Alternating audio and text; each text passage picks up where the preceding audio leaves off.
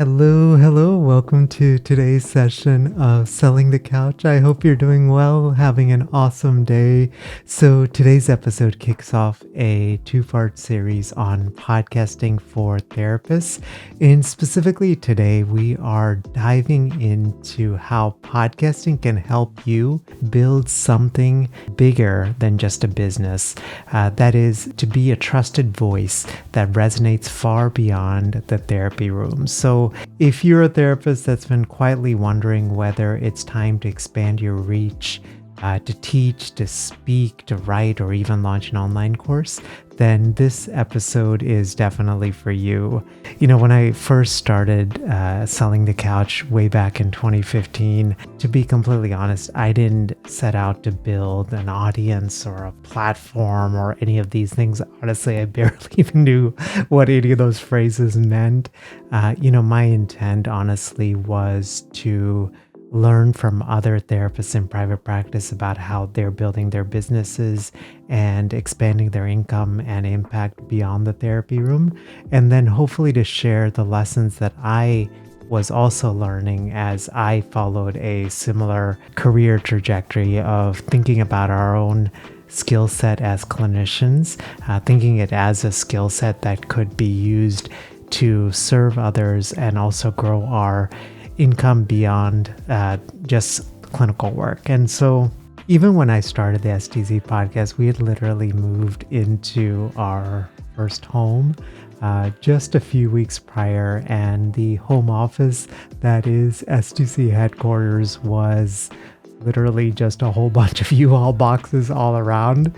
And we had a TV stand that we had brought over from the rental that we were living in, and it was just one of those TV dinner stands that we had bought from Walmart. And I remember just stacking some old psychology textbooks to it. I had a MacBook Pro at the time. It was super heavy, I remember, and then literally just clamped a mic arm to the side of this TV dinner stand and put a mic on and just started recording.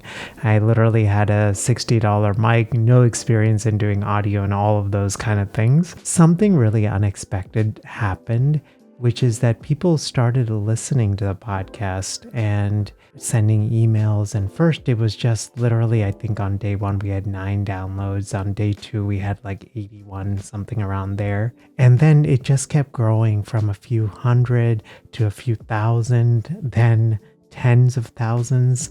And recently we hit the 1.82 million podcast mark. I just came to realize that this little podcast that I was creating that I hoped would kind of stay small, because I'm kind of an introvert, don't really like attention on myself. And to be completely honest, I've also kind of struggled with my own voice just in various seasons of my life. And I just had the hardest time reconciling why what I had to say was important and why someone would listen. And it honestly was just a little bit shocking that folks were tuning in, wanting to listen to the podcast. But I realized that over time, podcasting wasn't just about creating content. It was credibility building in slow motion. Not that loud kind of credibility, I think, that permeates a lot of social media, but the quiet kind, the credibility that is built through consistency and trust and service, all of those things that I know all of us aspire for as entrepreneurs. That's what I wanted to explore with you today. And one of the things that I've often thought about is, in a noisy world, podcasting creates space for depth, and depth builds trust. In a noisy world, podcasting creates space for depth, and that depth builds trust. I think that's even true more than ever now, with AI being able to generate content at such a rapid pace. I suspect that people are going to lean in and want and crave more authenticity and more depth in the content that we create. So just 3 sort of ideas that I wanted to explore with you today. in order to help you think through and build your thought leadership, and using podcasting as the medium to do that. So the 3 points, I'll just go over them because I always find it helpful. Just, if folks share the 3 points, and then we'll dive again deep into them. The first thing is thought leadership starts with trust, and podcasts build it one episode at a time. Point 2 is podcasting helps you organize and articulate your ideas. And point 3 is podcasting positions you as a thoughtful voice in a noisy niche. Point number 1 is thought leadership starts with trust, and podcasting builds that trust one episode at a time. This is, if I've just kind of taking a 40,000 foot view, the way that social media has evolved in the past several years is just particularly fascinating, post-COVID especially.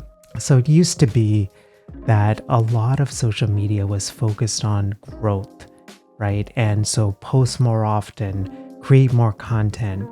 And the more content that you have, the assumption was that trust and authority and all of those things would come just because there's so much content out there. But now, especially with AI and sort of this evolution, things are really changing. What I've noticed is people don't just follow content anymore. They follow voices that they trust. Podcasting gives you the time and the space to be human and not just polished. You've probably noticed this many times on this podcast. I still struggle with saying ums and ahs. There are times where my voice still kind of cracks when I say something that, particularly connects with me emotionally. You'll hear that inflection in my voice. And one thing I've just realized is that I used to think that authenticity, I thought that used to be a weakness, but what I'm realizing is, especially in this world of AI, how much of that is a strength. And podcasting really, because we're showing up as human and not polished, it really highlights that. In other words, listeners listen to your tone, your heart, your pauses, and over time, they feel like they know you at a human level. Trust is built in the pauses, in the stories that we share, and the ways that we show up, not just the words that we say. Point 2 is podcasting helps you organize and articulate your ideas. Every episode of this podcast, I have had to sift through and clarify my thinking. You begin to refine frameworks, your language, your point of view, all of these things you could naturally do or you could think about. But for me, when I didn't have the podcast and when I was just doing clinical work without the podcast, I would have these big ideas and I would write things down, but I wouldn't have a regular cadence by which I could articulate ideas and clarify them. And in this weird way, having this podcast and having these regular episodes, it forces me to kind of sit down and say, okay, what is it that I want to talk about today? And what pieces of my own story do I want to weave into this? And how is what I'm thinking about and how is what I'm articulating, how is it shifting? How is it changing me? All of these really interesting things that I never thought about when I first got started. So why is this practical or why is this helpful? That process of clarifying your thinking, what I'm learning is it becomes the foundation for future talks at conferences, workshops that you lead, for online courses that you develop, for books that you write. Podcasting isn't just how you share those ideas, it's how you develop them. And the platform just lends itself so well to doing that. Hey, it's Melvin. Thank you so much for taking the time to check out this video. Just wanted to take a moment to thank today's podcast sponsor, which is Alma. Alma helps you build a thriving private practice, but it's especially if you want to take insurance.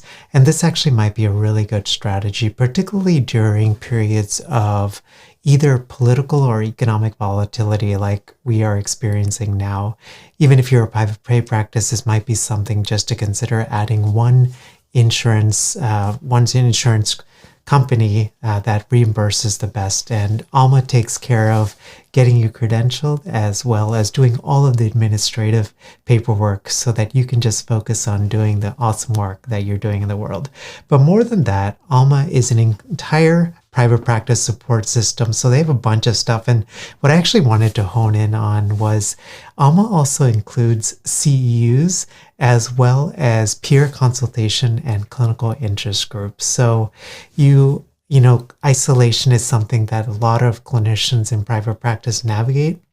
And Alma has a wonderful support network to help you combat some of that. You can learn more about Alma over at sellingthecouch.com/Alma. And if you actually go through that link and mention Selling the Couch, you get 2 months absolutely free. That's over at sellingthecouch.com/Alma. So we'll jump right back in. Point number 3 is podcasting positions you as a thoughtful voice in a noisy world. You don't need to be the loudest. You need to be the most aligned. You don't need to be the loudest. You need to be the most aligned. This is something that I have been thinking and have felt over the past couple of years. As I've shared many times before, I am an INFJ on my Myers-Briggs. I'm an HSP as well. And even stepping into creating a podcast, also not having a background in business and marketing, I looked to these folks online who were as guides and as mentors, which I'm always so grateful for that. But what I also found was that a lot of the space was folks being very loud and kind of out there, and that really didn't fit with my personality. And I tried it for a while, and it just felt like a deep sense of misalignment. And I just started to think like there had to be another way to do this. What I came to realize is thought leadership isn't about going viral. It's about being remembered by the right people. In fact, going viral and building a massive audience actually has a lot of downsides, from things like safety to privacy, even to the chance of becoming sued just because you have more of a larger sort of platform. I had previously, a few weeks ago, I created an episode on why I don't want to be social media famous. So after you listen to this episode, I would recommend watching that one as well. If you're watching this on YouTube, I'll pop it on to the script at the end so you can check it out as well. Therapists who podcast consistently become trusted voices. And that opens doors to collaborations, speaking, and course enrollments. Just to even share like a personal side of this, when we'll usually do surveys for folks who've joined one of our offerings, whether it's our Healthcasters podcasting community for therapists, or it's STC Elite, our online course mastermind for therapists who want to create their first course. And so I'll usually ask them, our colleagues, like a version of like, how did you even hear about Healthcasters, or how did you hear about STC Elite? And the overwhelming majority, I'm saying like 90% plus, usually say, this is the path that I followed, which is, Mel, a colleague told me about the podcast, or I happen to just look on Apple Podcasts or whatever their podcast player was, and Selling the Couch popped up. I listened to your podcast for a long time. I felt this trust and connection to you. Then I joined your email list and joined the STC newsletter, which is our weekly newsletter. And which, by the way, if you haven't signed up, that's over at sellingthecouch.com/newsletter. It's completely free. But and then they said, when you offered something, that's when I decided to purchase, because I remember going through listening to the podcast, feeling that sense of humanity in you and that trust and connection. And that is ultimately what impacted the purchasing decision, right? And it's so interesting because we more and more live in this world where it is about getting out of the gate fast, about creating content, about scaling, all of these things. And I know for most of us as clinicians, I know also as many of us as quiet builders, we're not really in that sort of space of wanting to do that, because we're like aware of how much of a toll that it takes on our nervous system as well as just the amount of stress. And that's just not something we want to do. So, I guess what I'm trying to say is if you want to stay on top of mind, you have to be top of ear. That was super lame, but I had to put that in there. If you want to be on top of mind, you have to be top of ear. The three things again are thought leadership starts with trust and podcasting builds it one episode at a time. Two, podcasting helps you organize and articulate your ideas. And three, podcasting positions you as a thoughtful voice in a noisy niche or in a noisy world. If this episode sparks something in you and you've been thinking about launching a podcast but haven't quite made that leap, I wanted to invite you to our free podcasting workshop. It's at sellingthecouch.com/podcasting workshop. And it walks you through how to start a podcast with clarity, confidence, and longevity. We're actually re-recording that podcasting workshop soon as well to incorporate some of these things with AI. For example, how we use AI to streamline our podcasting workflow. Again, that's over at sellingthecouch.com/podcasting workshop. I'd be honored to support you on your podcasting journey. Have a great rest of your day, and I'll see you next time. Bye.